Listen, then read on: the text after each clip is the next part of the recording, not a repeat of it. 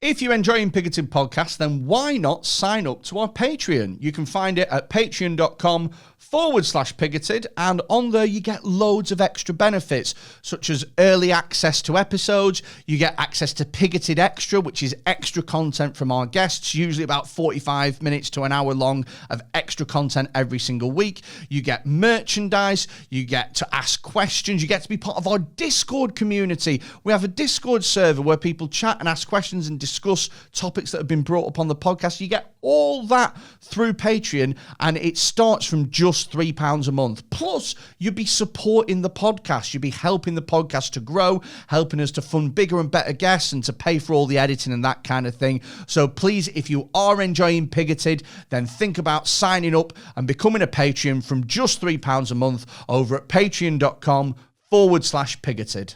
Welcome to Pigoted Podcast. Joining us today is comedian Phil Chapman. Hello. And also we have expert Michael Marshall. Hello. Are you doctor or just... I'm not doctor. I got a BA and that's where I stopped. Really? What did you get your BA in? English literature. I got my in a different thing. Okay. I got my degree in English language and linguistics. Okay. Yeah. I mean, I think mine was language and literature, but I just say literature. I fucked the literature off. Do you know? Right. So, I mean, I like reading, but the thing is I don't like reading what I've been told to read. So if I discover a book on my own, I'm like, love it, I can get involved in it. But the minute somebody says, you have to read this, I just don't like it. It's like with Game of Thrones. Do you remember when people were like, you have to watch Game of Thrones. If you haven't watched Game of Thrones, you have to watch Game of Thrones. I watched it and I knew in my head, I'm going to fucking hate this. Yeah. And I did. Did you watch it all the way through? No. So I'll tell you what happened with Game of Thrones. So I sort of said, I sort of put it off for ages because I don't like fantasy sci-fi stuff. It just doesn't do it for me. And people were like, oh no, Game of Thrones is not fantasy sci-fi. Listen, you might think that it is because it is set in a mythical world with dragons, but believe you me, it is not. It is about politics. It is about human relations. You know, it's a very human sort of thing is Game of Thrones. You will love it. Plus there's pornography. And I was like, okay. And then I watched it and the dragons came in and I was a little bit like, okay, that's about as much fantasy as I can cope with. And then a woman gave birth to a shadow monster, and I literally switched it off then and there. I went, nope, that was the end of it for me, because that's too much fantasy. Yeah, it's a bit far-fetched, like. I mean, it was shit. Did you follow it through? I did, yeah, and it was shit. Yeah, I watched the first series, hated it, and then watched all the rest of the series, so that when I told people I hated it because it's terrible, they couldn't be like, oh, you just have to stick with it and watch it. The more you watch of it, the better it'll get. It's like, no, I'm just going to watch the entire thing so I can tell you definitively it is shit. Yeah, I hate it when people do that, when they go, oh, listen, you have to sit through the first 2 series, but after that it's great. And it's like, what, I have to watch 18 hours of shit before it gets good? Yeah. What sort of selling point is that? Do you know what the weird thing is? If only people were like that with comedy, because the amount of times you've gone on like 2 minutes in, people are like, this guy's fucking rubbish. Like, just for the first 18 hours, Phil Chapman does not strike you at all. He's bollocks. But 18 hour and 1 minute, fucking gold. That's when the applause starts. Do you know what? I've only ever sat through one program where I've gone, yeah, definitely the first season's bollocks, but it's worth watching. And that is Parks and Rec. Okay. So first season of Parks and Rec, I went, I fucking hate this, because it was just like a rip-off of The Office. Yeah. I was like, I'm not feeling this at all. And then it was like season 2, episode 1. I'm about midway through season 4 at the moment, and I'm like, it's brilliant. But everything, even The Wire, I couldn't make it through The Wire. I couldn't. The Wire is great, but you've got to stick with that. That is one you have to stick with, but it's definitely worth it. And it's only about 3 episodes you've got to really stick with, and it clicks after that. Do you know what it was? The first 3 episodes of that is like the most paint by numbers cop thing. Do you know what I mean? You're a loose cannon, kid. You need to start playing by the rules. Yeah, but the rules never get anything done. You know what I mean? Yeah. Like, just... I cop shows annoy me. Like any cop show. Even Brooklyn Nine-Nine. Well, that's a comedy. I'd still go class as a cop show. Okay. Comedy, like Line of Duty. Do you know when like the guy, like in the first episode, the guy tackles someone, and then like the waitress comes out and she's like, "I'm gonna ring the police," and he's like, "I am the police," and then she gives him the money back for the dinner that he just paid for, and I was like, "This is too shit." Do you know what? So I've never watched Line of Duty. I never got on board with it. But what would be great is if they made a cop show that was actually realistic, and what would happen is somebody would tackle him in the diner or whatever, and all of a sudden every fucker who was having their meal gets their phone out and starts recording it. Actually, more realistic would be the guy comes in, robs it, fucks off, and the cops in there eating his dinner is like, we'll never catch him. Yeah, exactly. There's no evidence, unfortunately. Sorry, can't track that guy. Do you know what? This is going off on a tangent, but as is the fucking podcast. So I got, so I've not had to deal with the police in a long time, right? Yeah. But I got cyber hacked in about February, right? I know. You made it sound like you had to do like you've been good for a while. Yeah. They haven't called me an agent. One of the whitest things I think I've ever said in my life. I've not had to deal with the police in a long time. My privilege. But right, so I got cyber hacked, ironically, after a TikTok live, right? So I was doing a live session on TikTok. I literally ended the live and my phone started ringing instantly. And I was like, what the fuck? So I went, hello. And they went, hi, Freddie. And I went, hi, who's this? And they went, does the words blah, blah, blah, blah, blah mean anything to you? And what they did is they read out one of my passwords. Right. And I went, no. like trying to bluff my way out of it. I don't know what. But the thing is as well is I've not got like my passwords aren't like fucking password one. Do you know what I mean? It's like jumbled up fucking letters and shit. And then he goes, how about blah, blah, blah, blah. And then reads out another password. And I'm like, who is this? Like they're going to go, it's fucking Tony Davidson. I live at, whatever. But it really freaked me out. And he goes, check your Twitter. And I was like, the fuck? And so I went to check my Twitter, and obviously I'd been locked out of my Twitter. I bet part of you thought you were hoping like you'd gone viral. Part of you was like, I got loads of retweets.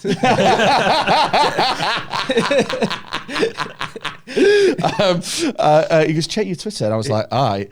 And what they'd done is they tweeted all of my information, but it was like all of my personal information. So it was obviously like my name, my telephone number, where I live, that sort of thing, postcode, and I was like, oh, fuck. And so you start panicking because you don't know how somebody can do something like this, right? And so I literally ran downstairs and I'm changing all my fucking things. And as I'm changing all my passwords and stuff, I'm getting Google emails through for like password resets and stuff. So I'm changing that. Yeah. My phone starts fucking going mad for, the two-step verification things. Yeah. So Uber starts kicking off. Uber Eats start kicking off. My bank starts pinging through. And I'm like, fuck, my bank. So I get on the phone to my bank and I tell them what's happened. And they're like, all right, okay, we will make sure that, you're all right. We're going to just double check everything, but you need to ring the police. And I was like, shit, the police. And so I rung the police and I told them what had happened. And the police down the other end of the phone said, and I quote word for word, what do you expect us to do about it? Brilliant. And I went, investigate. And they went, well, what is it to investigate? I went, well, he's just rung me off a private number. I said, you just get that number and you'll know who it is. And they went, oh, well, I mean, we can't just go around getting private numbers. And I went, I am certain that you can. I'm certain. If it was, I'm not saying that I'm this important, but if it was a murder, can you imagine if the killer rung and went, I'm going to kill you? And they were like, we've got a great lead. It is a fuck, we'll never find him. Try 1471. See if that works. Do you remember 1471? The caller has withheld their number. Yeah. Shit, you press 141 first. He's blocked us, damn it. The perfect crime. It's a cold case. They said what you need to do is you need to speak to the action team.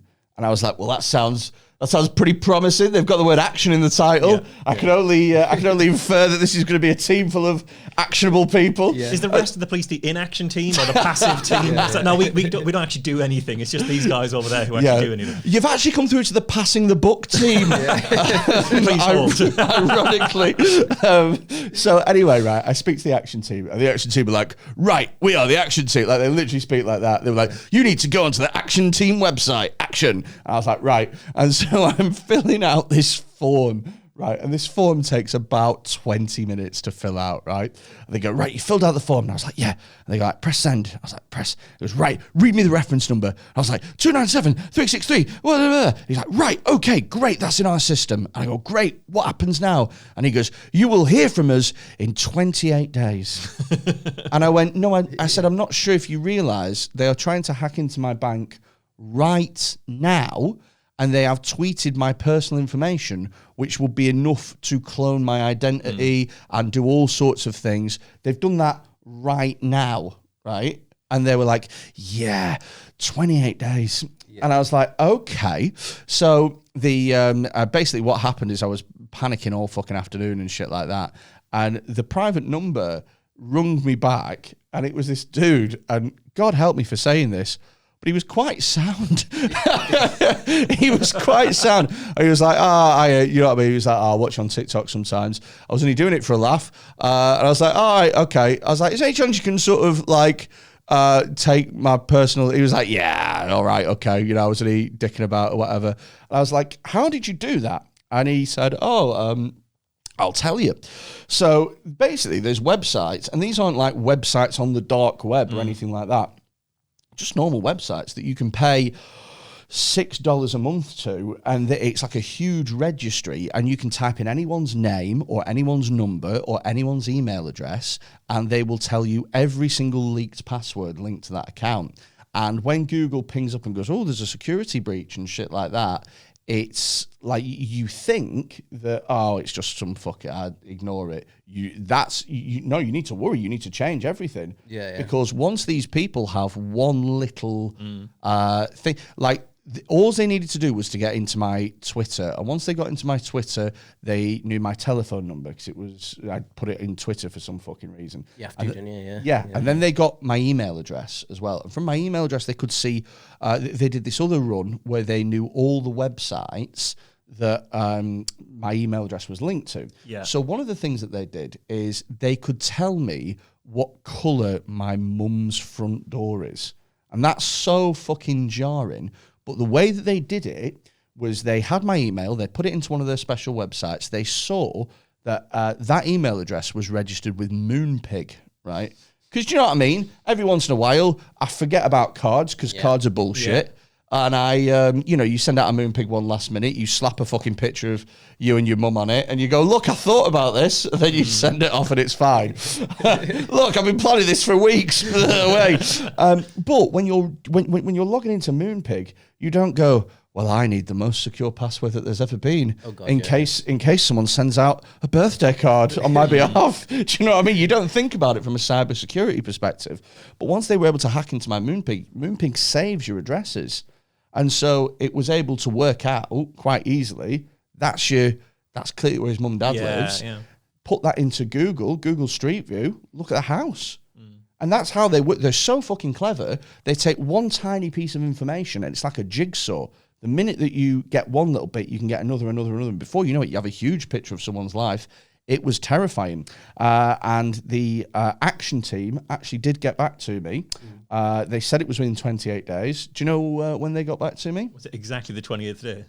It was not, no. It was, let's see, this happened in February, and they got back to me 4 weeks ago.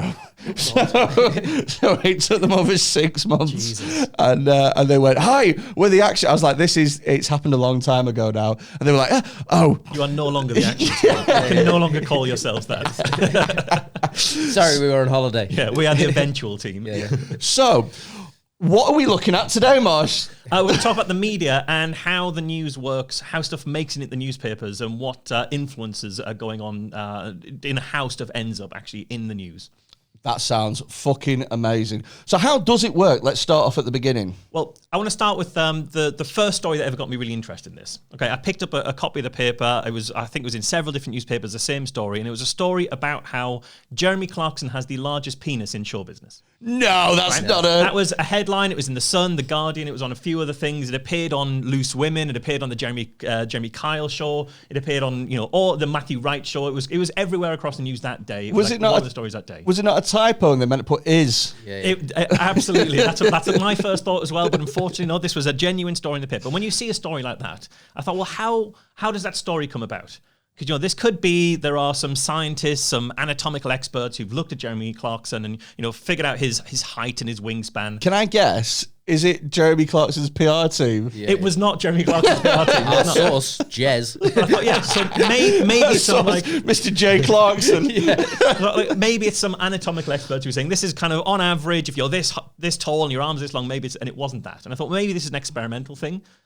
Some unlucky work experience kid in the lab came into the lab one day to find half the population of British television lined up along a wall with a tape measure in their hands. It wasn't. How this came about, and it made several national newspapers, was a website asked a bunch of people to guess.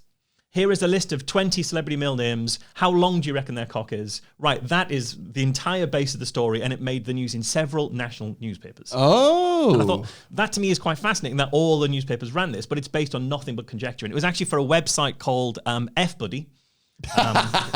Guessing it's not Friendly Buddy. It's probably a different F. And it was just a way of getting their name in the newspapers in a way that was a headline-grabbing story. And I thought that's what's interesting there is any journalist in the traditional sense of what you think a journalist would be. The fact checker, the someone who's got a network of sources, who's out there sort of telling truth to power. Anybody who comes to a story like that who reads it for a second would say, well, obviously this is bollocks. Yeah. Why would this ever get run? And that's what got me starting to really look into why a story like this runs and why lots of stories end up running in the newspaper. I guess, am I right in thinking that something like that is just pure clickbait? Absolutely. It's absolutely clickbait. Because, I mean, I'm thinking now, right, about Jeremy Clarkson's penis. Obviously. I'm thinking about it. He's a big guy. He's probably about 6'3", isn't he? Something like that. Yeah. And he's quite sort of stocky as a person. So I guess that you would look, as a member of the general public, you'd look at that and assume that he'd have a big penis. But one of the things that I have noticed about penises in my extensive research is that people who tend to have an absolute pipe are skinny men. Yes. Yeah. Do you know what Yeah. Nice to have you on, boss. Not to take it too far away. I'll bring it back to as a skinny guy. I can attest. No, but there's comedians on the circuit who are known to have massive dicks, and every single one of them is a skinny. Apparently, Daniel Sloss has got a huge cock, like enormous, and he's not like you wouldn't look at. He's not like a stocky, big 6'3" guy. Mm. So I'm trying to think in my head who would have which celebrity would have like a secret whopper. Bill Nye. The science guy. Just pushing around the universe with his big old dick. Yeah. Pee Wee Herman. He's pretty. Just to throw you off the scent. Fucking hell. I've always thought, though, that the whole reason nowadays, or at least I feel like the whole reason that the media makes stories is purely for clickbait, because no one buys newspapers nowadays. So that's the major issue, is that no one buys newspapers. If you look at the historical owners of newspapers, it was often your kind of captains of industry, usually men who'd made a load of money somewhere else, and then they bought a newspaper to be Mr. Billy Big Shot. I own a newspaper, I'm an important guy, Citizen Kane type stuff. So it's like the buying a football club of the 1800s. It's look how important I am in society, that the news gets disseminated because of me. Yeah. It was that kind of philanthropy, or not quite philanthropy, but kind of the kudos rather than the cash kind of thing, the power rather than the profit. But then you get someone like Rupert Murdoch comes along, Robert Maxwell, Richard Desmond, people who are businessmen who want to run the news as a profit-making industry. And so if you are a businessman and you come into an industry that hasn't traditionally been all about making profit, you try to look for ways you can maximize your profit. So the first thing you do is you say, well, where are there expenditures I can get rid of? So why do I need a guy or any reporter at all sat in a courtroom all day deciding, like, watching all of the trials, watching all the cases, deciding what's an interesting story to tell? If I sack that person and get my general desk journalist to call the courtroom at the end of the day and say, send me your notes from the cases you think are interesting, I get the same number of stories in the newspaper, but I cut a salary off the staff. The problem there is the person who sits in a courtroom all day becomes an expert on what's an interesting story to tell. Yeah. If you sack them, the general person who's been writing 6 or 7 stories all day and then is picking up the phone to the courtroom doesn't have the time to dig into which of those stories are really interesting. You only get the stories that the courtroom deems interesting. And so your ability to speak truth to power diminishes, even though you're putting out the same amount or even, in fact, more content with fewer people. And you see this in lots of different specialist journalist areas. Science journalists is the same thing. If your boss says to you, like, listen, I know your job is to write 6 articles a day, but now your job is also to write 6 articles a day, and then you finish at 5, but at 4:30, I want you to ring the courthouse and ask them for their most interesting stories. You can guarantee that is not a job that they are going to spend over 30 minutes on. Oh, God, no. And they're just going to, speeding ticket. Yeah. That needs front page. Hold the front page. But this is why we end up with 76 in it. This is why we end up with stories where the police's version of it. The same thing happens with the police. What crimes that we should be knowing about have been reported, have been happening today. We end up with the police's version of events running in the news first. So when the police say, there was these 2 terrorist brothers in London and we burst into the room and one of them in confusion shot his brother when they were found making a bomb, that story runs in the papers. And then a few months later, when you find out that actually there was never a bomb there and the brother didn't shoot the other brother, the police shot them, that takes a lot longer to come out and doesn't hit the headline in the same way because you didn't have someone there on the scene at the crime coming down asking people. You just took the police press release and put it out as is, assuming that the police are telling the truth. They don't do that anymore. I thought for some reason a lot less. I thought that they did for some reason, because even in films now, you have if you have a crime scene, then you have somebody in a fedora with a little card on that says press and a little fucking notepad. Lick the pencil. Yeah, what happened here? See? Yeah. Looks like the body's been stabbed. Get away, you. The body's been stabbed. The body's been stabbed. That's what great journalism. Still better you missed than out on a career there. in a minute. Absolute career. A loss to the industry. But that's what journalism used to be. And if you go back, there was a study from Cardiff University that looked at the workload of journalists today and compared it to the workload of journalists 30 years ago. Oh, I imagine that it's far more today. 3 times as many stories per day. Whoa! Right, because newspapers have got thicker, then you've got the online. So these days, everybody expects news to be immediate, free, and accurate. That's what they want their news to be. Nobody pays for it, and they want it to be instant. It's not. It used to be the case that the newspaper you pick up was, here is an incomplete record of some things that happened yesterday.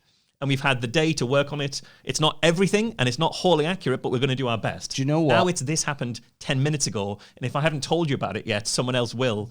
And if they're wrong, they're first. They get the advertising dollars and we don't. Totally. Do you know what? I bet you could trace the moment that journalists' work tripled back to the fucking point where Twitter became a thing.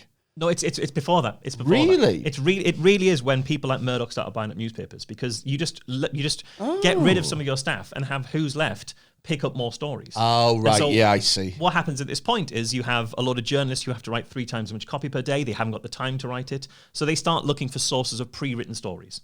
They'll go to PR, so press releases and things, and we can talk about that quite a lot because that's where I've spent a lot of time looking. But they also go to things like Press Association and Newswire. Yeah. Okay, so that doesn't seem like too bad an idea. Press Association, Associated Press, Agence France Presse, they are really well-established places where you can get information from.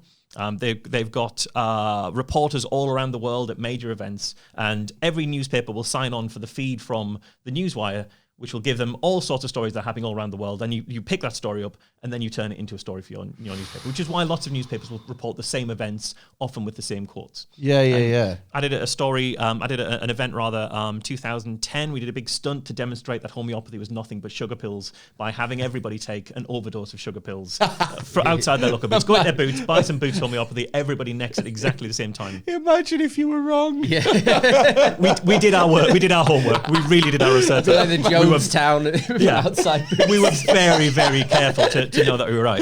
Cult leader, Michael Marshall. The story about it ran in every single newspaper. It was front page of the BBC for the day. It was in Independent, the Mail. It was in every single newspaper. And I didn't do an interview to a single newspaper that day. No. I spent ages trying to get the newspapers interested, talking to the BBC, saying this is going to be happening. This is going to be quite a big story. I promise you, you're gonna cover this. Yeah. And they wouldn't come down. I gave a 5-minute interview to the Press Association on the morning of the event, and it ran in every newspaper with the same quote. And not one newspaper phoned me to even check if it happened. Really? Not one. So, knowing you as I know you, I bet the wheels have been turning in your mind, and I bet you've been thinking, is there a way that I could get every newspaper to cover something that didn't happen? Well, actually, what I do is I spend a lot of time looking at the people who have actually done that. I mean, you might have seen last week, there was a story of a wholesale manufacturer who printed up a lot of T-shirts for Britney Spears, the Free Britney T-shirts. Oh, Free yeah, Britney. because she's in a conservative ship or whatever. Yeah, ship. exactly. And so all of our supporters are doing the hashtag Free Britney thing, and there's a company printed 10,000 T-shirts with hashtag Free Britney, but they'd spelt it wrong. Hashtag Free Brittany, as in the region of France. Well, like William the Conqueror. Every single newspaper, if you Google that, look at hashtag Free Brittany, all the newspapers are reporting on that. They're showing pictures of the T-shirts. They're saying, "Oh, isn't this ridiculous?" But we're still going to sell them anyway, and there's a percentage of the profits going to. Do you know what I find? The story's bollocks. Is it? Yeah.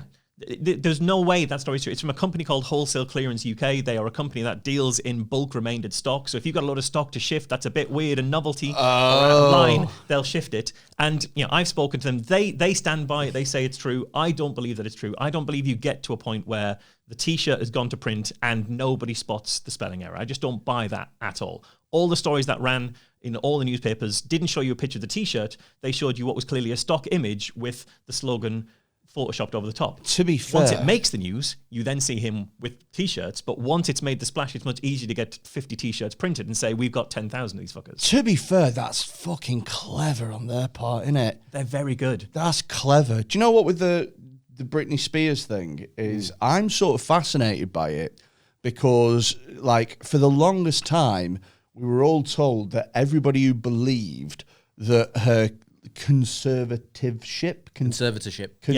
There's a lot of letters in that word, isn't there? And they come thick and fast out. It takes a twist in the middle you're not expecting. Yeah. You start off C-O-N and you're like, bang, and then it goes and then you know it ends in ship, but the middle is a fucking blag. So with that thing, we were told for the longest time, like, listen, right, it's not true. Her father loves her. Everything's fine. And these people are crazy crackpot super fans that can't take that Britney just wants to be out the limelight. And then now, literally just in the last couple of months, she's gone out and she's like, this is a living hell. Yeah. Like the Leave Britney Alone person. The person crying in the bed who was sheets. absolutely right. Yeah, it turns out. Everyone's pissing themselves at that person for years. And then it turns out, oh, right. Yeah, Sorry. Exactly. But he's not going to get any. He's not going to get any traction by going, "I was right," because the damage has already been done. Yeah. Holy shit! I forgot about the Leave Britney Alone person. Yeah. But so on that, the company who's done that Free Britney T-shirt, they've done quite a few of these, and I've spent time sort of looking these up over the years. 'Cause I'm really fascinated by them. I think they're really, really good at working these gaps in the media. And there was one story they did going into the 2014 World Cup, I think it was, where the story was, again, it says England mugs with pictures of all the England team on, and a company had gone away and made these non-official mugs, so they'd Googled for pictures of the England players, and they had all the England team there. But instead of Chris Smalling, when they Googled for a picture of Chris Smalling, they came back with a picture of Barack Obama. And bit racist. Didn't spot it. Absolutely a bit racist, right? Didn't spot it. Morgan Freeman, the England centre-back. So they didn't spot it, and they printed like 5,000 of these mugs with Barack Obama on it. And wasn't this embarrassing? But luckily, Wholesale Clearance UK have come in and bought the mugs off them, and then they're going to sell them wholesale. The thing about that is that, like, so I could kind of get, like, so there was a thing a while ago about a company or somebody, they got a image of Romelu Lukaku and Stormzy mixed up, and it was like, this is, awful or whatever. Now, I can buy that that's a genuine mistake because they are of a similar age and height and build. Yeah. You know what I mean? I can buy that that's a lazy person who just didn't quite, whatever. But Chris Smalling at the time would have been about 24. Yes. And Barack Obama would have been at least 50. Yeah. and the most famous man in the world. Yeah. And I've never seen Barack Obama in an England shirt. Well, that's exactly It's it. in a full suit, isn't he? That's exactly it. On the side of the mug was a picture of Barack Obama in a 2014 England shirt, a recently released 2014 England shirt. And the story was meant to be, we just went to Google Images, and this was the first one we saw that we liked. So when would Barack Obama have been lining up in a 2014 England shirt? Any journalist, just right there, just me telling you the story, you're like, this has got to be bollocks. He wasn't wearing the shirt. No journalist checked it. It went all around the world. It was in international news. It was in like Time magazine and stuff like that, because it feels like a really fun, interesting story. And why bother spending the time investigating a story only to spike it? Because at the end of the day, you've still got 6 stories to write, and you've spent half an hour getting rid of one. Do you think, though, because I feel like you're coming at the perspective of this from, like, journalists are either thick or lazy or they're overworked, and they just don't have the time to check this. I would say that there's maybe more nefarious means going on, and they know it's bollocks, but they're like, okay, number 1, easy article. Number 2, it'll get a shitload of clicks. Yes, yeah. Done. No, absolutely. I think those are definitely influences. I don't think journalists are thick, and I don't think they're lazy. I do think they're overworked. I think the idea that you've got to write 6 or 7 stories a day in an 8-hour asterisk, because you'll work a bit longer than that shift, I couldn't turn out 7,000 words, or I couldn't turn out 7 well-written stories that really worked. So I can imagine what would happen. And often this is, if you look at the Mail Online, a lot of their journalists will be recently graduated from university. They've done a year's journalism course at the Mail Online, and now they're writing 6 or 7 stories for the Mail with an editor who's like, you'll get it in the neck. If you don't file all 7 stories that day, you'll get it in the neck, and it'll really hamper your progress as a journalist. If you've written 6 stories that day and you're getting to about 4 o'clock and you need to find a story, and you know that if you just take the first thing that comes into your inbox and put that out as a story, nothing bad will happen to you.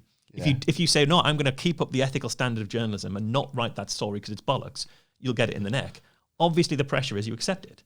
And there was a piece that I always quote when I do lectures on this from the Evening Standard, which is a little sidebar, which was saying the number of phone calls that the Evening Standard's switchboard got with 10 minutes or half an hour to go before deadline from PR companies trying to give them stories was 1,700 in that half hour across the switchboard. Because they know that you're panicking at that point. Yeah. Oh, that's clever. And one of the reasons they know that is there are fewer jobs in journalism than there used to be. So you've got a load of trained journalists who can no longer be journalists. Where do they go?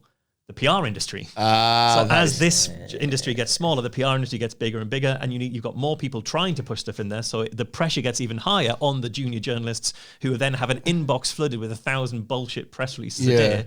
And at some point, and I can well imagine, if you're writing 6 stories a day and you say, look, there's 2 really important stories, really, really good, solid, proper, old school journalism I'm going to do today. These 2 things I care a lot about. I'm going to spend 3 hours each on those 2. And then the remainder 2 hours of the day, I'm just going to churn out the first 4 stories I can get. You go home with those 2 bylines going, these were fantastic stories. I'm proud of the work I've done. But 2/3 of your output that day has been bollocks.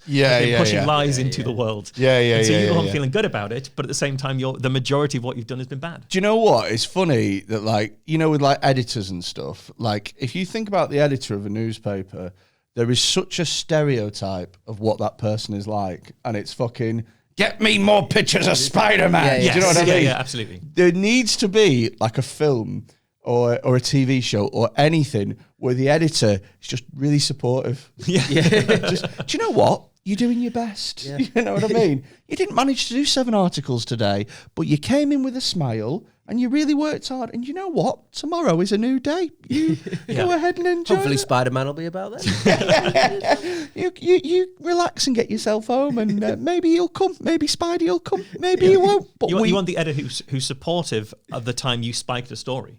Like you spent time looking to that and you found out that was complete bollocks. Well done. That counts just as much. Our integrity is still intact. Yes. And that means an awful lot to us here at the Daily Mirror. Do you know what I mean? Do you know what? Speaking of the Daily Mirror, so I mentioned this to you, Marsh. So we're at the point now where journalists are so fucking stretched for stories that some of them will sit on TikTok and they will scroll through TikTok and they will look for any TikTok video and go, well, that's journalism worthy. Let's fucking have that in. Now, sometimes the TikToks that they choose have a very a grain of journalistic merit, a little bit. Maybe it's a mum sharing a life hack that saves her hundreds of pounds. Maybe it's something, you know, like that will shave time off your day, is something slightly interesting. But a lot of the times it is total bollocks. So I had a TikTok that made the Daily Mail, the Express and OK Magazine, all the big hitters. And it was me explaining that I never realised that the Royal Mail and the Post Office were two completely separate companies. Oh, I remember this. Yeah. Yeah. That was literally it. So it was me. I just naturally assumed, because I'm lazy and thick, that they're both red and they both deal with letters. Yeah, and fair. so, therefore, and it blew my fucking mind that they were different, right? And that made two national newspapers and a national magazine. A friend of mine, Gary, you know Gary Meikle? Yeah. So he's a comedian as well, but he does a lot of online stuff. He did a TikTok where he's like, I've just realised that the reason that digestive biscuits are called digestive biscuits is because you used to have one after a meal and it used to help your digestion and make you poo. And that made pretty much every national newspaper. That is, well, because that's dead easy, isn't it? Yeah, it's that's dead something easy. you didn't know. Someone's figured it out. You can just type it in. You can make a story out of that. Yeah. 300 words around that, you've got a story. A lot easier to make that story than, do you know what digestive biscuits are for? This guy didn't know this. And what they do is they're very clever, because paragraph 1 writes itself. They go, hilarious comedian, blah, blah, blah, blah, blah, went viral this week with a fantastic TikTok about whatever. Paragraph 1, done. Paragraph 2, 3, 4 is them just literally say, the video begins with, and then they just literally take the speech. Yeah. And then users in the comments were left baffled, and then they a few comments. Couple of comments. So, and that must take 20 minutes. That is the reverse news. That's the reverse pyramid of news. That's what they call that. They teach that, the sort of the pyramid of news. So the idea is, the way you write a news story is you put all the most interesting and important facts in the first paragraph. And then the second most important stuff the next down, and the third most, and onwards like that. And the reason that happens is because if you think of old school journalism, cut and paste, when it was literally a pair of scissors and a pot of glue, if you've been given 500, 600 words to write on a story for that day, because you're going to be like the second biggest story on that paper, on that page, and then a bigger story comes in, your editor needs to get rid of some of your copy. And so if you've written it like a story, you're going to have woven things all the way through. Yeah. If you've written it with the most important thing at the top, they can just go, well, actually, that first paragraph is all I need. I'll put it in this little sidebar. Uh-huh. And so PR companies, when they're giving press releases to journalists that they know they're going to print verbatim, because there's loads of stuff that gets the press company, the PR company just gives them 1,000 words written exactly as I know this newspaper would print a story. And if it looks as much like a story from that newspaper as possible, then a journalist is going to say, oh yeah, I can see this going in the Daily Mail, so I'll just file that, and they don't change it. When the PR company, because the journalists, the reporters or the people working for the PR company know their way around journalism, they know that news pyramid thing. So if you are tasked to get your client name mentioned in the newspaper, you don't put it in the first paragraph, because then everyone goes, well, obviously this is just a bed company talking about how you need a good night's sleep. That's cynical bullshit. That's an advert. Everyone's going to recognize that's bollocks. But you don't put it 10 paragraphs down, because then what if you need to trim off some of the text from the bottom? It's still giving us. If you ever see, this is my own law, I think I came up with this law, I can't find anybody else who said it before me. I keep trying to find, in case I've plagiarized someone. But if you see the name of a company in around the 4th paragraph of a story, that's the company who paid to put it there. Oh. That's high enough up to escape the cut, but low enough down to be away from being totally obvious. So let's say Here's a story for any journalists out there, media expert, plagiarizes theory. I've tried really hard. I tried really hard to find this kind of the 3rd or 4th paragraph law. I've tried to find who I've stolen this from. What would you coin it every as? time I find anybody who mentions it, and I read at the end, they say, if you want to know more about this, it was coined by Michael Marshall and links back to me, so I just keep finding myself. What would you, so if you're, let's say you came up with it first, what are you calling the law? I'd say 3rd paragraph law. Oh, you're not going to put your name in it? No. Really? I'll save my name for something more interesting than that. Really? Oh, yeah, okay, fair enough. Yeah, you don't want, if you want to live throughout the ages, it's not in the 3rd paragraph. I've got big ambitions. No, but honestly, that's just such a useful. It's not always the case. Sometimes it's further up or further down. But because exactly what you described about the way they write those stories, they write themselves. That's where it needs to go. What are your opinions on PR companies? So I've worked in marketing in the past for quite a long time. I've taught PR occasionally at journalism schools. I think actually PR companies have a useful role to do. They do genuinely have a useful role. They can, if what they're doing is telling you the genuine product benefits of what they're about, or the what really happened with this charity that they're working with, I think it's got a really useful role. But just like with journalism, it's an important role, but it needs to be done ethically and responsibly. And the problem at the moment is that a lot of the PR that I follow, a lot of the PR that I spot, is finding the lowest common denominator, the easiest line in. And that'll be like, well, men say this, but women say that. And they'll just find this kind of sexist bullshit as an easy line in. Can I ask you, in a minute, I'm going to ask comedian Phil Chapman what a comedian's view on PR companies is. But before I ask him that question, I want you to guess what you think his answer is going to be. What do you think the comedian's view on PR companies is? I'm going to say it's negative. I'm going to say they often try to pigeonhole you into a very specific thing they can sell, even if it's a very flimsy version of what you actually do. Oh, do you know what? The answer's right, but the thinking's not quite there. What's comedians? Well, I've never used a PR company. I don't need to because I'm famous enough. No, I don't have the money to use a PR company, but my view from other people's experiences is they're a waste of time for comedians. Because I can't remember who the comedian was, but they were telling me they sat down with their PR agent, and the first thing the PR agent said was, "Sorry, what was your name again?" Brilliant. For the Edinburgh Fringe, I think they'd spent $2,000 on this. Well, if anyone should know. Yeah, at the Edinburgh Fringe. So comedians don't generally have to deal with PR companies other than at the Edinburgh Fringe Festival. Yeah. And when you have to deal with them at the Edinburgh Fringe Festival, PR companies are absolute soul-sucking fucking leeches, right? They charge a minimum of £2,000, usually £2,500-3,000. And what they do is they take on as many clients as is possible to work with them, to the point where they cannot possibly give a comprehensive service to all of those clients. And what they do is they take, and the things as well is, look, if you're doing Edinburgh, it's a big expense, right? Yeah. And a lot of times people go to Edinburgh to try and make that next jump into their career. And if you're going to do that, you need to spend money on a venue, you need to spend money on a flyering team, you might want to spend money on a director, you might want to spend money on sort of show production. You're putting quite a bit of money into this, and these PR companies know that. And so accommodation. Accommodation. Yeah. And so the temptation is that if you're spending 10 grand on your Edinburgh show, and this is going to be a big push in your career, why would you spend 10 grand and it potentially not get any coverage when you can spend 12.5 grand and it might, get you loads of press and stuff like that? Yeah. So the PR companies know that you look at that and you are tempted to go with them, right? Now, when you sign with the PR company, what guarantees do you think that they give in terms of what they will do for you? I'd imagine none. Literally none. So they don't guarantee. They could, and there have been stories of this before, of people paying $2.5 grand and them not being in any newspaper, getting 3 reviews from fucking random people's blogs and stuff like that, and still having to pay $2.5 grand. Well, that's one of the things that the journalists, like you said, where they have like 7 stories or whatever. I imagine same for reviewers. So that's why they end up sticking around the same sort of places in Edinburgh. Yeah. So they don't really move away. Yeah, to because the fringe venues. Because you got a fringe, and now you've got a fringe. Yeah. Where people outside the fringe. The fringe of the fringe. Fringe of the fringe. Yeah. And that's in danger of getting another fringe. So we've got 3 fringes.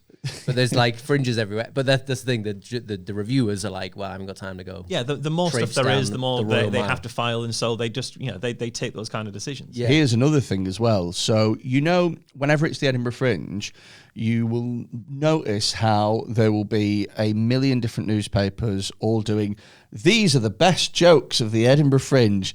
And it's Classic Press Association. Yeah, it is. It's a dead easy story. Well, this is it. And it's like, guys, we're on day 3. Like, how do you possibly know what the best jokes are? What it is, they literally, the PR, say, submit a short joke from your show, and they just put it in. Yeah. And it's a really easy way for them to go, we got our clients into the Times, the Guardian, the Telegraph. Well, so this happens outside the comedy world as well. So I spend a lot of time looking at market research companies that poll, 1,000 people said X. So 1,000 people said what they really look for on a holiday is a really comfy bed. And it's from a bed company who supplies mattresses to a hotel chain, something like that. And when you look at how that market research is carried out. If you went into a travel agent and they were like, what are you looking for? A nice beach? And you went, what I'm really looking for is a comfy bed. Yeah. They'd be like, sex holiday. Sorry, you're off to Thailand and you want a comfy bed. You make sure that you keep your distance from me, sir. I've not worked in market research. My examples aren't perfect. But like how that market research happens, people assume this is you've sat down and talked to 1,000 people and then written down what they've said. But what you can actually do is you can look into the companies that provide that market research data. You can actually sign up to be part of the panels and get the questions asked. And so what I would do is I would sign up to the panels, I'd see the questions, I'd screenshot the questions that look interesting, and I'd wait a week and watch the results appear in the newspaper. And there was one that I did, which was so you get paid about 10 pence for every survey you take, but you don't get any money until you've made 40 quid. So you're taking 400 surveys, okay? You get screening questions at the start to make sure you're eligible for this. And the screening questions are things like, have you been on an airplane in the last 12 months? Now, this is to say whether you allowed in and get that 10 pence or not. Is the survey going to be about the time you weren't on an airplane? No. Obviously not. So you go, well, yeah, fuck it, I was on an airplane. Yeah. Do you have a child and are they with you right now? Yeah, fuck it, 10 pence, what's it matter? Yeah. Of course they are. So you start answering surveys you aren't actually eligible for. Oh, yeah. Because you just want the 10 pence. The other thing is, because when they say 1,000 people answered this, it's not the first 1,000 people to start the survey, it's the first 1,000 people to finish the survey. So if it's 17 questions long and you really think about all your answers really well to give them the best quality data possible, you're beaten by the guy who clicks the first thing he sees. Yeah. So there's an incentive to take as many surveys as possible, as quickly as possible, to not think about what you... So it's a race. It's a race. And if you know it's a race and you're setting the survey up, you know to put the answers that you want near the top of the list where people are going to find them. And so you cheeky fucking bastards. This actually has a real world impact. So there's one survey that I always talk about when I give lectures, which was about who do you prefer to work for, men or women? Binary choice, 50-50. You can't say, I don't think gender actually makes a big difference. It's not the most important factor I look for in a boss. I think they're equally good. You can't say that. You have to choose. If you want your 10 pence, men or women. So let's say you say men. The next question is, why do you think men make better bosses? And it's, well, they're easier to reason with. There's the list of answers. They're easier to reason with. They're more rational. They don't bitch about their colleagues. It's lists that the company has given you to pick from. Yeah. The next question, if you've got to choose one of those if you want your 10 pence, the next question is, if you said men make good bosses, why do you think women make bad bosses? I never said women make bad bosses. You forced me to choose binary, which is better, but they might both be brilliant and men be slightly better. But now, if I even answer this question, I'm saying women make bad bosses. And in the list of things of why women make bad bosses that you're forced to choose from, it's because they're hormonal. They are always bitching about their sounds colleagues. nailed on, to be honest. One of them was just bleeding all over the keyboard. One of the answers to select was just they lie. It was just they women lie. Isn't it? And this story made the BBC, it made the Guardian, it was in all of the media, and then it was in the secondary media. So it was on your talk shows, it was on your radio call-ins. So the call-in today is about, the study says that women make bad bosses. Tell me about your worst bosses. This was just for a recruitment company. Wow. 5 years later, magazines are still putting a little inset. Did you know 72% of people think women make bad bosses? Really? When you read the story, what you see is they're hormonal, they lie, they bitch all the time, and this is even what women say about women. This is why men are such better bosses. And you read that thinking this has come from interview of what people have said, rather than we give 1,000 people a preset list of misogynistic answers and force them to choose one of them. It's essentially, you gave, I imagine that the people that fill out that survey I imagine that not most of them are like you that are doing it for some sort of like academic quest for knowledge on how things work. I imagine a lot of people are quite just desperate for money. I imagine, they're unemployed people. So I've got nothing else It's to do. promoted on Money Saving Expert as just a bit of fun, a fun way to pass, a few minutes here and there. So basically, you gave people in poverty a race for 10 pence. Yeah. and whatever 7 pence fucking if you're a woman. yeah. Well, actually, I think it's even worse. I love how than you that. took a little sip of water after that was that. nice. He That said was a very good thing about fucking the gender pay gap, and he just did a little, lovely sip of Here for water. a bit of woke balance. Yeah, clip that for Twitter. Sorted. But no, it's even worse than that, I think, because remember, you don't get the money until you've made 40 quid. So you're spending maybe 4 or 5 minutes for your 10 pence. So your hourly rate is already shit. A lot of people, I think, stop before they ever get to 40 quid. So you're giving them the promise of maybe giving them 10 pence that you never give them in order to do that. And the ramifications of this are actually, the impact of this once it's in the press are surprising. And when Michael Gove was the education secretary, he talked about how kids these days, survey after survey shows kids are historically ignorant about basic facts about Britain, and therefore we should change the history curriculum from the current focus on checking sources and understanding biases. We should go back to facts and figures. And when a teacher, through FOI request, said, what surveys do you mean? They came back with a Daily Mail article about how nobody knows what the Spanish Armada was, another Daily Mail article about how someone thought that Jane Seymour wasn't one of Henry VIII's wives or something like that. Uh-huh.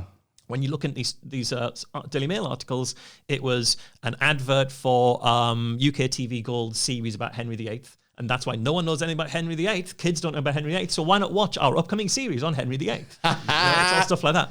All from these market research companies. And these stories would have been generated with those same screening questions of, do you have a child and are they with you right now? Yes or no? If you say no, I'm not going to give you 10 pence. Yeah. So I actually think most of the findings that were in those stories weren't generated actually from talking to any children at all about what they knew about history.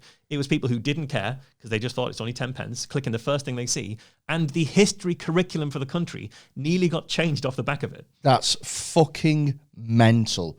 I mean, it also speaks to the fact that education in this country is, and I'm speaking as a former teacher, absolutely fucking shocking. There's literally something that's come out today as I was driving here. I was listening to the news. So obviously we've had this thing that's disrupted the schools quite a lot recently called mass worldwide pandemic, and there's been kids. I was going to say Tories. And this thing that's really severely hampered education recently, it's been the Tory government. It's at that point that you take a sip of your water and just pop it down.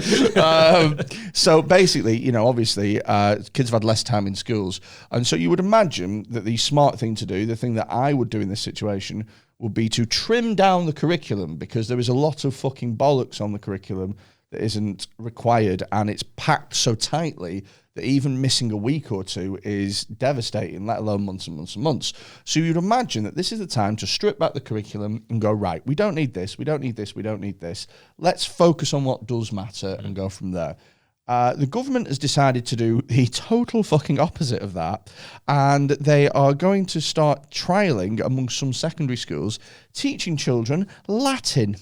Oh, nice. You know that dead language that we haven't spoken in 500 fucking years? Definitely need that. Yeah.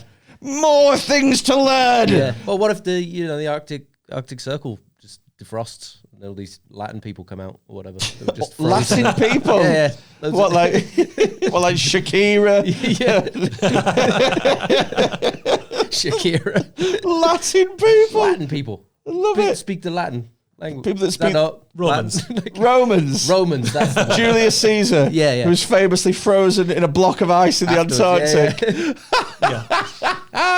Oh, fucking hell. Yeah, it's absolutely pointless. It's absolutely fucking shocking.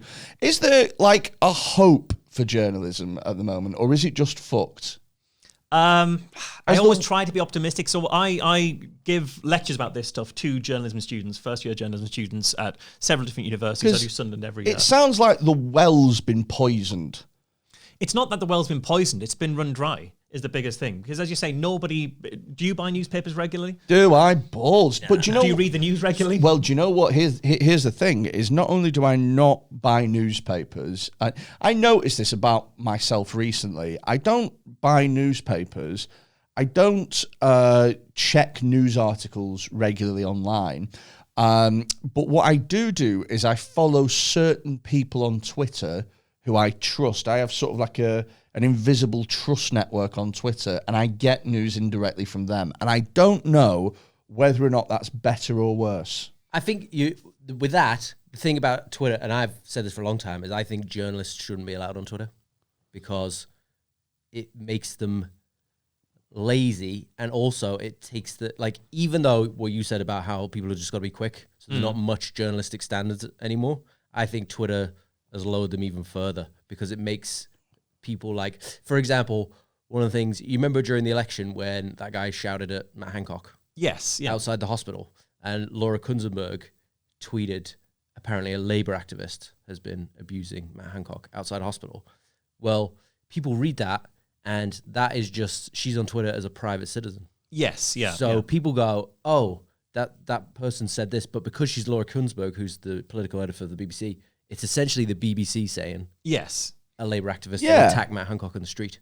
So yeah, she's loosely tied to it. But it has to be done. It has to be done very, very carefully. It can be done incredibly wrong, incredibly badly, and that's an example. I know that one of the things the Guardian. I read Alan Rusbridge's biography, and one of the things he was saying about digitising the Guardian was moving people onto Twitter was a way of saying, look, we aren't authoritative. We don't know everything. Some of you will know more than we do. So here's our take. Tell us where we're wrong on stuff, and use it as a way of sort of crowdsourcing through the expertise of your network. And I think that can be very useful. But when you are saying, when you're the political correspondent at the BBC saying things unchecked to a large audience, thinking I'm just saying this, but actually what I'm doing is I'm reporting on the scene without any fact checking, that's an incredibly damaging way of conducting and then they journalism. put in the bio views of my own. So it's like, no, they're absolutely not. They're absolutely not. Yeah, and see, there's a little disclaimer, views of my own here. Yeah. Fucking pricks. But I think getting your news from people on Twitter, I don't think that's better, certainly for the industry, because that's the equivalent of somebody going to your comedy set, remembering all your jokes, and then going to their pub and telling everyone your jokes, and now nobody wants to come and see you do those jokes. You're like, well, hang on, I spent time honing that material, and because one person heard it has now repeated it to 100 people, those 100 people are less likely to come and see me do that material. I see what you mean. It's Who's probably this guy getting 100 people in a round? I've never done that gig. yeah, who books that? who books that gig? Do you know what? I see what you say. It's not necessarily the guy in the pub though. I'll tell you what it is, and this is it's the bane of my life. This how it isn't illegal, I don't know. Right? It's when you make content for your own page as a comedian. Maybe you do funny tweets or something like that, and one of them might go viral. And what happens is a much bigger page screenshots your tweet and either just screenshots your tweet or crops you the fuck out completely, doesn't credit you, doesn't ask you, doesn't pay you, and just sticks it on their fucking page, and they go, ta-da, like that, and it's like, hang about, I'm not, you should be paying me. Yeah. So, like, because content is, it's not like this fucking physical entity. But if I walked into a shop and just grabbed a fucking Mars bar and was like, oh, I'm going to take this Mars bar and I'm actually going to sell it in my shop down the road, you go, what the fuck are you doing? I made this free Brittany t-shirt. And then they go, listen, don't complain, because what I'm going to do is if anyone asks, I'm going to tell them that I got this Mars bar from your shop. Yeah. And so your shop might get some exposure. You go fuck yourself. What you've just done there is you've become the news industry talking about Facebook. Yeah. That's exactly what you've done. It's like, oh no, it's fine. Facebook, everyone gets their news from Facebook. When I talk to journalism students, they say, where'd you get your news? Facebook. Facebook don't come up with the news. They don't write anything. They don't commission journalists. They just take news that's from somewhere else. And if you ask them about all the money that Facebook is making from you spending time on Facebook with all the ads around it, they'll say, well, I'm directing people towards this newspaper. It got even worse when they started to do that auto-loading. So Facebook would to speed things up, they would cache a news story. So they would take a story from The Guardian, and instead of directing you straight to the Guardian website, they direct you to a Facebook cache of it. But if the Guardian website relies in part on traffic coming to the site in order to serve the ads and therefore charge the ads, if Facebook have cached one page of it and it's minimizing the amount of people actually going through to the site, then that advertising revenue just disappears as well. Yeah. So at every turn, the news industry has had their revenue from people buying the news and paying for news taken away. You turn to advertising, that revenue goes away. The amount of advertising in print has just dropped off a cliff. Nobody clicks on ads on purpose. Most people have ad blockers. Nobody wants an ad. You know, the more that people don't click on ads, the more newspapers pack their page with ads to force you to. So the Daily Mail will have massive ads down the side and massive ads in the middle and a pop-up ad, and everyone tries to block the fuck out of it. So all the money goes that way. And so they start doing things like native advertising, content marketing. Have you ever seen the box on most newspapers where it's like from around the web? or brought to you by Outbrain or Taboola. Yeah. Have you ever clicked through to some of those? No. They're genuine scams. They're absolutely scams. I've clicked through their herbal scams promising to cure your IBS with a random herbal pill from the Guardian website. There's PPI loan scams. There's other kind of financial scams. I wrote a piece for the Skeptic magazine that I'm the editor of, just following through all of those Taboola or Outbrain, these content aggregator site ads on a single Daily Star article. And it was 20 or 30 of them. And the majority of them were scams. Now, the Star doesn't know that they're scams because the way that box works is we just hire out this bit of space. And whatever you show people in that bit of space isn't on us. We don't get to edit it. We don't get to determine it. You determine based on traffic what you put in there. Yeah. And so Taboola go and find whatever they like, whoever's going to give them money to serve their ads somewhere. Like they take that money and just put that anywhere. It's like that little bit of land in South Africa. You mean Eswatini? That little... Is it Eswatini? The little bit in the Free State? Swaziland. Oh, isn't it? Swaziland. Okay. Yeah. Okay. Eswatini. It's like size. Swaziland. Or the Vatican. Yeah. Yeah. The Vatican would have been a better thing. Yeah. The Vatican. People would have known the Vatican. Isn't it? How my brain works is a really fucking messed up... Well, I got the bordered bit, but then I was trying to see the relevance to content going in there that you So can't South determine. Africa doesn't determine what goes on in Swaziland. Okay, Yeah. that makes sense. I'm such a fucking idiot. But what this means is a lot of people who are going to a Guardian article or a Mirror article or a Mail article are seeing deliberately formatted to look like another Guardian article, a link to a thing that the Guardian have no idea what it is. It's cashing in on the name, basically, isn't it? It's selling their name because that's all they've got left to sell. Because they can't sell their content because nobody buys it anymore. So all they can sell is their name and their authority in the space that they occupy. So where do you think we go from here then? Because it sounds like journalism is completely fucked however you look at it. It sounds like there's just no money left in it because, standards have dropped so low as well, just to try and keep up with the incessant demand for content now. It sounds like there's no way of monetizing this anymore. And without a way of monetizing it, standards are going to drop further and further to the point where anything is fucking news. Me not knowing that Royal Mail and fucking Post Office are different companies is national news. Or partisan websites spreading actual fake news. Like the literal term of fake news would be considered just as authoritative because they've got the money to look authoritative. Yeah. So that's the other damaging place we get to, is that no one can tell the difference between real news and fake news because the fake news gets so well financed and looks so good. Is there a way? Fake news is just a lost leader, though, isn't it? Because you can invest in fake news and it'll get you what you want. Well, fake news is sort of like what the intent of old school journalism when it was owned by people who just wanted the power. Yeah. It's that, but evil. Essentially, it's like, I want you to really think the Pope endorsed Donald Trump, so you go out and vote for him, even though I know for a fact we just made this fucking thing up entirely whole cloth. Yeah. I honestly am shitting my pants about deep fake videos. Oh yeah. Because at the moment, the last thing that we have left, nobody fucking knows what is real and what isn't real anymore. Reality's been warped now to the point where nothing that you read you can take as verbatim unless you are willing to be a clever person and to sit down and rationally go through but that takes so long. You can't just have a bite-sized view of what's going on. You can't, right? No. So anything that you read now is bollocks. But for the time being, if you see a video with your own eyes, you can go, yeah, well, that's what happened. And even that's going to get taken away from us. Yeah. I'm sort of less worried about that, I think.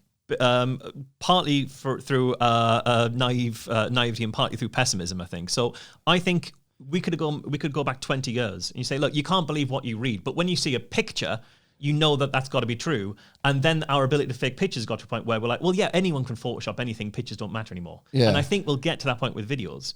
But I think part of the problem is when it comes to deep fake videos, I don't think they persuade people of anything they weren't already predisposed to be persuaded of. It makes them more likely to believe it with more fervor, but it's not going to completely change someone's mind, I don't think. I reckon if the Matt Hancock having an affair thing happened 10 years later, he would blame it on deepfake.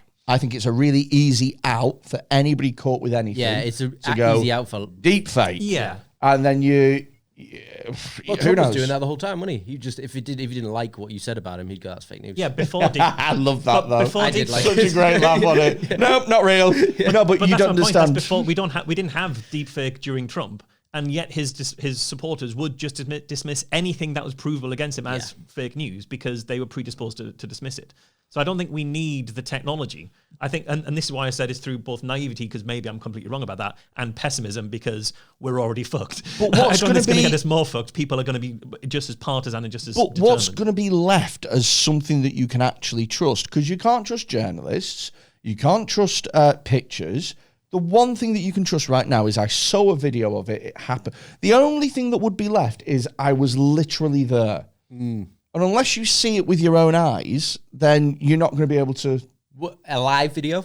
You couldn't deepfake it alive. We'll get to a point where you probably can. I mean, if you look at Snapchat filters and stuff like that, the amount that they can overlay onto what you're doing, you know, your backgrounds and things, you can change a hell of a lot.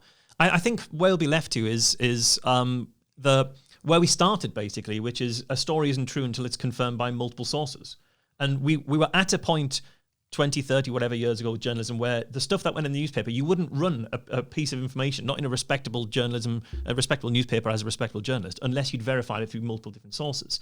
Then we got to a point with Twitter and with the immediacy trumping accuracy, because it's so important that we get there first, regardless of whether it's true or not, that you just went, well, this is half a source, they're not that reliable, but fuck it, if we don't run it, someone else will. I think we'll get back to a point where, because everything is so unreliable, you'll need to come at things from several different angles to verify it. Otherwise, nobody's going to believe it. You've got to prove it through several different means. So to go back to what we were saying before, to sort of wrap this up a little bit, is there any way that that journalism can survive this with its integrity intact?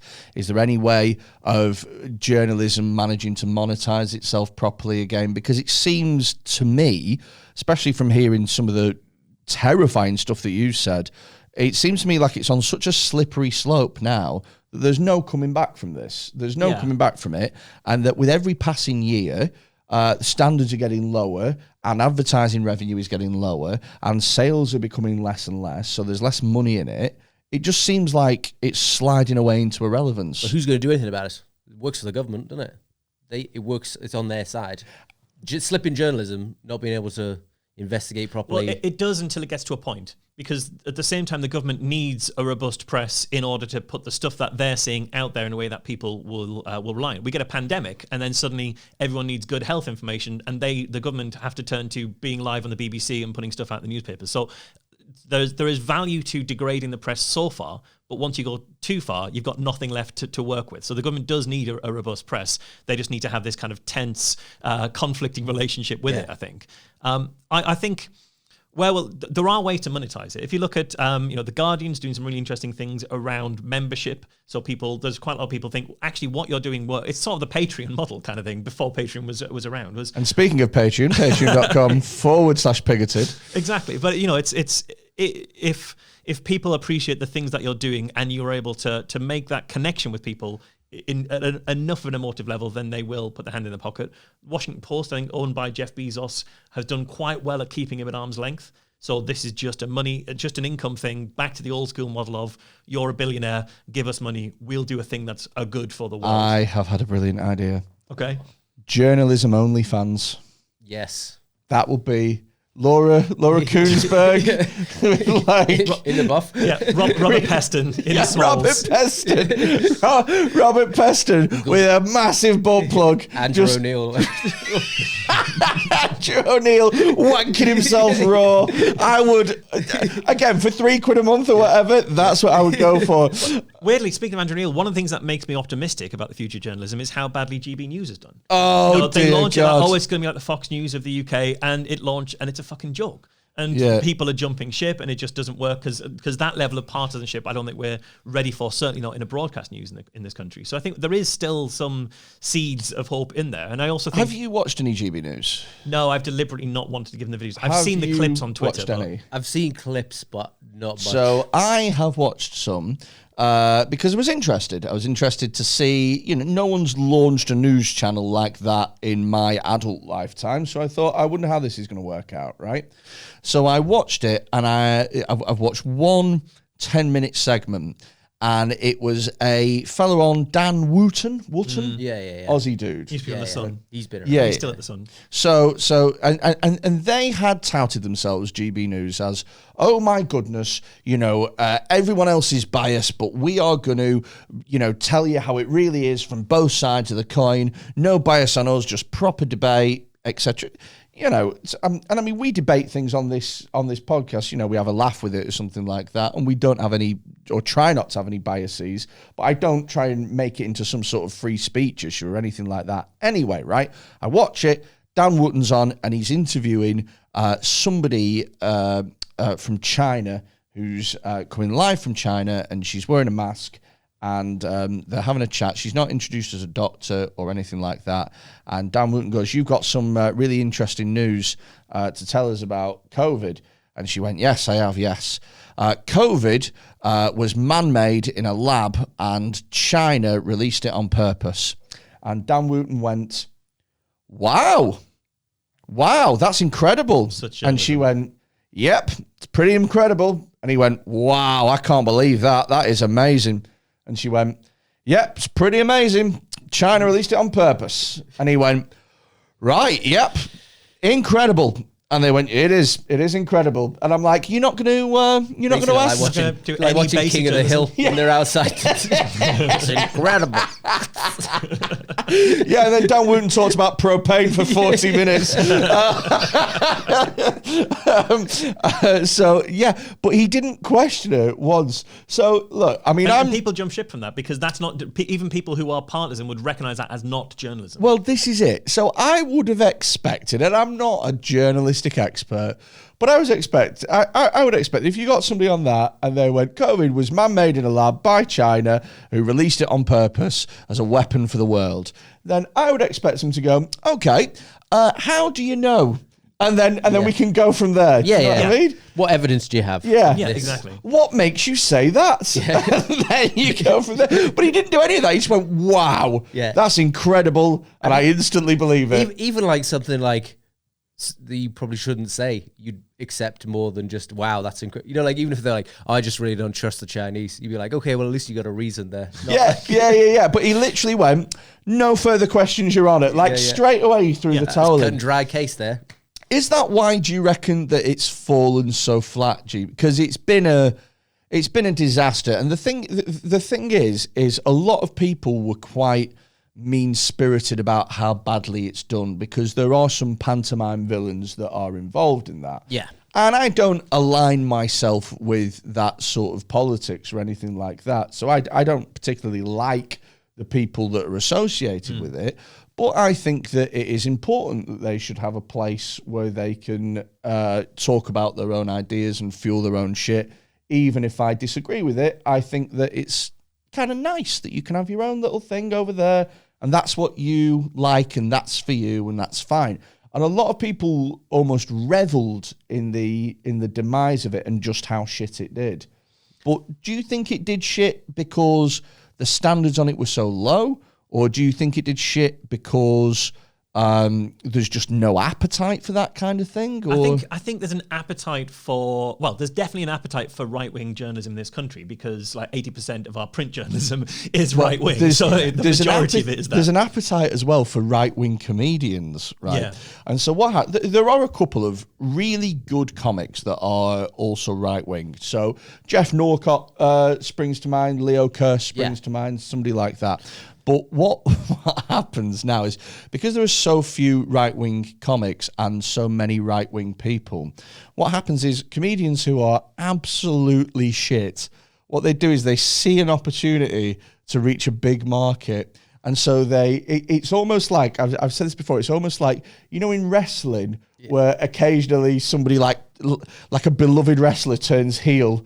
And it's like, oh my God, Hulk Hogan's, oh my God, what's he doing? And all this shit. And he's pandering to the crowd and that. It's like that watching. It's no different with journalism. So if you look at, I know friends who are freelance journalists, so they'll go from newsroom to newsroom. If you look at The Mail, right? The Mail after Brexit, after the day after Brexit, a lot of the newsroom was kind of in shock because it was like, oh, fuck, we didn't want this to happen. The point was we're actually fairly liberal Remain type people, but we're working for the Mail. A lot of people just take their first job at the Mail, or they'll work from different newspapers here and there. So they think, well, this isn't going to happen, so we can do what we like, and we can go to these lengths of the things that we're saying, some of the untruths that we're going to put out, because we know when it's not going to happen. There's a massive appetite for us to be right-wing journalists, even if we're not right-wing ourselves. Yeah. So we're going to play into that. And I think so it's a similar kind of thing with journalism. And I think it's that with GB News, in that there's an appetite there for a right-wing channel. But unfortunately, what they needed to be was right-wing journalism, and what instead was right-wing propagandism, right-wing ideology more than actual journalism, which is a surprise because Andrew Neil's a decent journalist. Yeah. You know, if you look at the stuff he's done on like Newsnight and Excellent at grilling. Very, very good. He's a good old griller. He's a George Foreman, that man. He is. You see the interview he did with Ben Shapiro, where he actually, exactly as you're saying, instead of just saying, wow, God, is it that bad? He challenged Ben Shapiro on some of the things. And Ben Shapiro was left in saying, well, you know, if you're asking me a socialist, who's going to question me? And so Andrew Neil was like, you think I'm a socialist? Have you done your homework? Yeah. I'm the editor of The Spectator. I was going to say, you've clearly not read my work. Yeah. So I think there was an appetite for it, but what there was an appetite for is right-wing journalism with journalistic standards of actually trying to challenge things. And there's a real space there to be like, well, you know, some of the institutions in this country do lean towards the left. The BBC should be questioned from the outside to make sure there's not excesses. The NHS could have excesses in there that we need to be questioned to make sure there's not things that are kind of going wrong in that kind of system, rather than just like lauding it. I mean, I'm a huge fan of the NHS, but it needs to be held accountable just as much as anything is. Yeah. But what we had with GB News wasn't right-wing journalism. It was right-wing sort of ideology, right-wing propagandism. Yeah, it felt like build it and they will come. And they build some of it and build it out of plywood. Well, I think it's build it and they will come, and they built it, and then everyone came and they went, now what? And they went, I don't know. Yeah. And everyone went, well, we're just gonna. Haven't they got like a serving MP as like a regular? I'm not even sure who's on it now. There's a woman on it. Gloria Del Pietro. Yeah, she also seems to be next to Nigel Farage. And I'm like, if you've got this much time as an MP, like, what the fuck are you doing with the taxpayers' money? You're sitting there working on a news channel. Like, the MP should not be presenting. No, news channels. Yeah. Is that how we're going to go down now? Because, like I said, we've touched on it a few times, then we've gotten sidetracked. The slippery slope that journalism is going down now. Is there anything that can be done to stop the rot? Is there anything that can be done to change the tide? Well, it depends where you think the slippery slope started, because arguably it started with Socrates, and he's been saying, people have been saying journalism and reporting is a slippery slope forever. So you're saying poison people? Absolutely poison people. That's absolutely the key. But like, we've always been saying standards are slipping, and to a degree that's always true, at the same time as other standards have been coming up. I talked to somebody who works at the Bureau of Investigative Journalism, which is an independent body not affiliated to BIG. The TBIG. Oh, bastard. The notorious BIG. Just recheck how you spelling journalism there. But what he was saying was like, on the one hand, absolutely there are some standards that are slipping and things getting kind of worse, there's less money in there. But on the other hand, if you think about what investigative journalism involves, go back 30 years and you had to actually meet people. You had to actually sort of photocopy documents. You had to actually go to a library to look stuff up. Now it's all done online. Somebody can get all of your details by having one thing and then spinning it into the next thing you're using. And in half an hour, you can get the level of information on you with the hacker you were talking about. That would take you months, even years to have done in the past. That you can do a freedom of information request and just by sending an email rather than having to write a letter to a body and wait for it to come back. I'm honestly absolutely incredibly amazed at how you have managed to construct a narrative arc from this absolute bullshit. Yeah. How well did you do that? I'm going to tie it all back. Going back to what we were talking about at the beginning, it was beautifully spherical. I just looked at him in awe. I was like, this is incredible. What a callback. But doing investigations is much, much easier these days. Publishing is much, much easier. You're going to put this out online to a lot of people. What would that have taken 20, 30 years ago before the ability to just have cameras that are relatively small and microphones and the internet to Very publish? true. Cost of publishing is much smaller. Cost of doing the journalism itself has come down. Maybe that's going to continue helping us. So I think there's going to be some slippery slopes. I think there are some people trying to find ways to stop that, to arrest that, to find other models. The Guardian model of subscriber, the Washington Post model of having Jeff Bezos put his hand in his pocket rather than just getting $5 billion and burning in a big pile to shoot him into the space. In a big dick rocket. Unfortunately, there's going to be the flip side of that, where we're seeing things like lots of outlets in America funded by the Koch brothers, right-wing ideologue, right-wing Christian fundamentalist ideologues who just want to kind of push a very libertarian view of the world through very skewed sort of fake news. We're seeing that with things like Turning Point UK, Turning Point USA. So we're going to see... What's Turning Point? It's a grassroots student movement funded by oil billionaires in America to try and push very conservative ideals under the guise of kind of being counter, of being kind of, we're just standing up for it. A lot of the free speech stuff you see on campus is actually funded by Turning Point USA to try and, we're going to root out liberal ideology on campus, but it's really just a way of kind of pushing a very conservative agenda. Oh, cheeky fuckers. Yeah, there's a lot of that about. Okay. So we're going to see that dark money coming in, unfortunately, just as much as we're going to see kind of independent money. And one of the things journalism will struggle, will have to find the way to avoid succumbing to is the money that funds you tainting the stuff that you do. And the Washington Post needs to still be able to run exposés on Amazon, even as Jeff Bezos finances the entire operation. But let's be real. If I was, let's say, for example, this podcast was being funded by a millionaire backer, I would imagine that the one stipulation that they would have is don't slag me off. Like he wouldn't. Like, I'm presuming that this millionaire backer is a male. What a ridiculously reductive thing to do. But let's say it was. I mean, if he's a billionaire, it probably is males. Just statistically, by this point, the patriarchal society we live in, probably. Yeah, all the female billionaires were only on 700 million. Moves to the side, sips his water, puts it back down. We're going to leave it there, I think. Thank you ever so much for listening. If you have enjoyed it, then please subscribe on whatever podcast you are listening to. We are going to go ahead and have ourselves a break, and then we're going to record Picketed Extra, which is a Patreon-only episode. If you want to listen to that, head over to the Patreon, patreon.com/Picketed, and you can join from just £3 a month and get loads of extra content, Picketed Extra, early release, access to Discord servers, loads and loads of stuff. Before we go, is there anything that you want to plug? Phil Chapman? Not really. You didn't tell me to... I've got nothing coming up. Shows coming up. Like, just Google me. Check out my Twitter at I am Phil Chapman, or Instagram. I make loads of videos and stuff all the time. Facebook, the Phil Chapman, because I'm not better at taking I am Phil Chapman. Me. I lost the password, so get in touch with your mate there and get him to get me back. Yeah, he'll get you sorted. Is there anything that you would like to plug? Mosh? If you've liked my take on journalism, I'm the editor of The Skeptic magazine at skeptic.org.uk. So you can check that out, of the kind of things I think are important stories to put out into the world. Check that out. And we will see you next week. Thank you for listening. Bye-bye. This episode of Picketed is sponsored by Taylor's Toys. Taylor's Toys are a sex toy company. They specialise in doing high-quality sex toys that won't fall apart after one or two uses. Head over to taylorstoys.co.uk, check out the amazing range that they've got on offer, and if you use the discount code PIGGETED at checkout, you get yourself 10% off on all products. Taylor's Toys. Spice things up in the bedroom. Thank me later.